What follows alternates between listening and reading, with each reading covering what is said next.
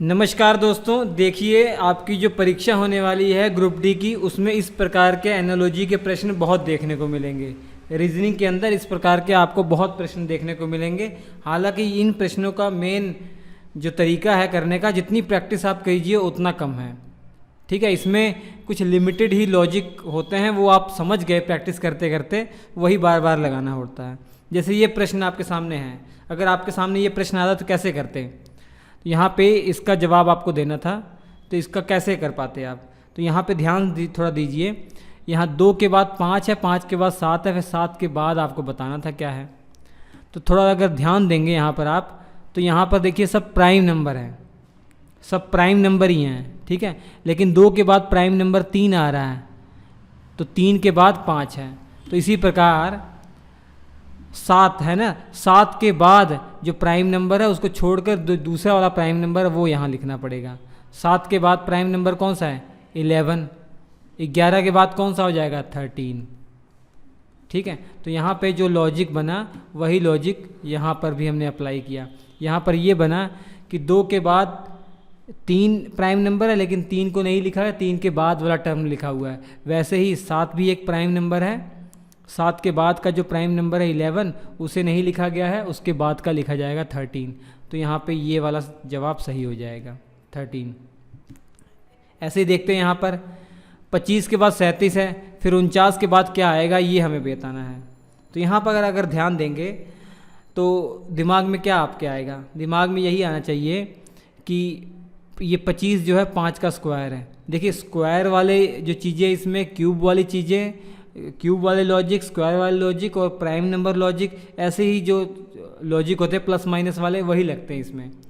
तो 5 का स्क्वायर 25 है, लेकिन ये क्या है? 37 है। 6 के स्क्वायर का +1 है, 6 के स्क्वायर का +1, मतलब यहाँ पे जिसका स्क्वायर था उसके आगे वाला टर्म और उसमें एक जोड़ा गया है।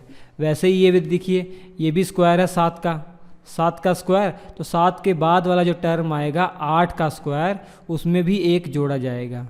तो 8 का स्क्वायर 64 + 1 65, तो यहाँ पे 65 आएगा। ठीक है, यहाँ पे 65 आएगा।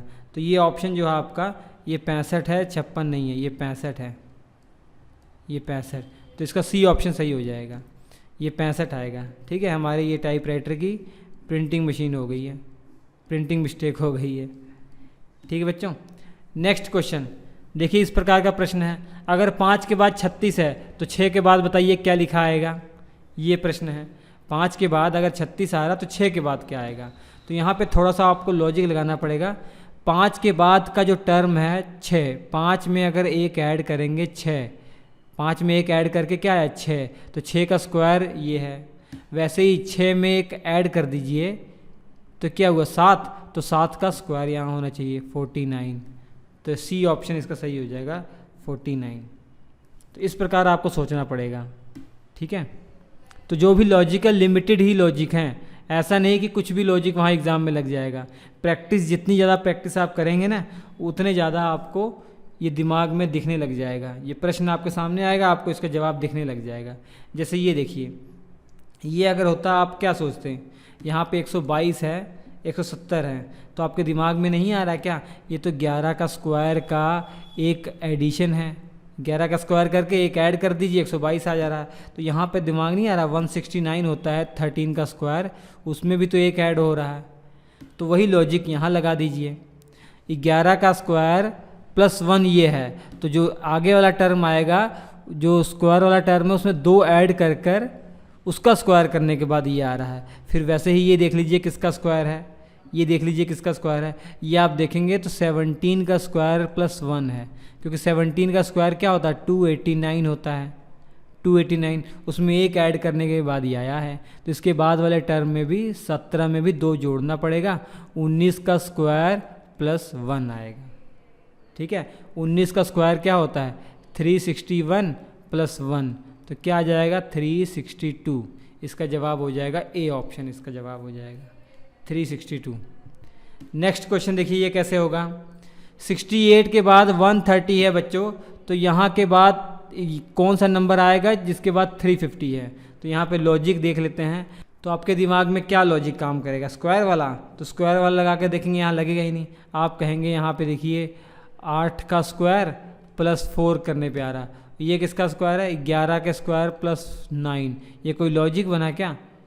अगर यहाँ 4 होता तब हम ट्राई कर भी सकते थे। तो ये तो बिल्कुल काम नहीं आएगा, ये तो बिल्कुल काम नहीं आएगा, इसको हम मिटा दे रहे हैं। फिर यहाँ पे 68, थोड़ा ध्यान दीजिए, ये क्यूब वाले सिस्टम पे आएगा। 4 का क्यूब 64 प्लस 4, और ये किसका क्यूब है, ये 5 का क्यूब। 5 का क्यूब 125 प्लस 5, मतलब जिसका क्यूब नंबर का उसी नंबर को ऐड करने के बाद ये आ रहा है। तो फिर ये देख लेते हैं किसका क्यूब है और किसका नंबर ऐड करने के बाद आ रहा है। तो ध्यान देंगे थोड़ा सा, 7 का क्यूब करेंगे, 7 का क्यूब अगर आप करेंगे तो 243 आएगा। 243 में 7 ऐड करेंगे तब 350 आएगा। तो ये तो पक्का हो गया कि भैया हाँ, कि जिस नंबर का क्यूब करके उसी नंबर को ऐड करेंगे तब ये नंबर आ रहा है। तो इसका मतलब इसके पहले वाला एक नंबर कम होगा, 6 का क्यूब प्लस 6 होगा। तो 6 का क्यूब आपको पता है, तो ये आपका 6 का क्यूब निकालेंगे 216 हो जाएगा, प्लस 6, 216 प्लस 6 222। तो ये आंसर हो जाएगा बी ऑप्शन। तो कहने का मतलब ये है कि इन क्वेश्चनों में जितनी प्रैक्टिस आप करेंगे उतना सही है। अब जैसे ये प्रश्न आपके सामने है, ये प्रश्न है, तो 5 के बाद 21 आ रहा है, तो 7 के बाद क्या आएगा? 5 के बाद 21 आ रहा है तो 7 के बाद क्या आएगा? तो यहाँ अगर आप ध्यान देंगे तो 5 के बाद 21 आ रहा, तो मतलब ये क्या है, 5 का स्क्वायर में 4 माइनस कर दिया, यही लॉजिक बन रहा है। तो ऐसे ही यहाँ पर क्या होगा, 7 का स्क्वायर माइनस इसका एक नंबर कम, मतलब यहाँ पे 5 का स्क्वायर माइनस उसी नंबर का एक संख्या कम करके हमने माइनस की तब ये आया। वैसे ही 7 का स्क्वायर करके एक संख्या कम करके माइनस करेंगे तब ये आ रहा है। तो 49 6 43, ठीक है, देख लीजिए आपके सामने ऐसा आया। तो बच्चों इस तरीके से ये लिमिटेड चीज़ें ही हैं, जितना ज़्यादा इसमें प्रैक्टिस कर लेंगे तो आपको देखते ही समझ में आने लग जाएगा। तो कई बच्चे क्या सोचेंगे, हाँ ये 5 स्क्वायर माइनस 4 हुआ, तो ये क्या 7 स्क्वायर माइनस 4 होना चाहिए, ठीक है। तो करके देख लीजिए, अगर ऑप्शन में हो तो सबसे बढ़िया बात है। 7 49 में से 4 गए 45, 45 ऑप्शन में नहीं है, तो आपको फिर ये लॉजिक सोचना पड़ेगा कि हाँ अच्छा -4 हो रहा, मतलब इस संख्या से एक कम है। तो वैसे ही एक संख्या कम करके देखते हैं 43, तो ये हो जाएगा, ठीक। अगर 45 होता तो वो भी आंसर हो जाता, 45 होता वो भी आंसर सही होता, लेकिन कभी ऑप्शन में 45 43 नहीं दे सकता ना, क्योंकि 45 भी आंसर आ रहा, लॉजिक सही लॉजिक लगाने पे आ रहा है, ठीक है बच्चों। तो ये आपके कुछ प्रश्न थे, इस प्रकार के प्रश्न आएंगे। तो ये टॉपिक आप ज़्यादा से ज़्यादा प्रैक्टिस करके जाइए, क्योंकि ये फ्री के मार्क्स होते हैं, समझ लीजिए। जितना ज़्यादा प्रैक्टिस करके जाएंगे उतना ही ज़्यादा इसमें आप कर पाएंगे, ठीक। तो चलिए मुलाकात करते हैं अगले किसी एपिसोड में। नमस्कार।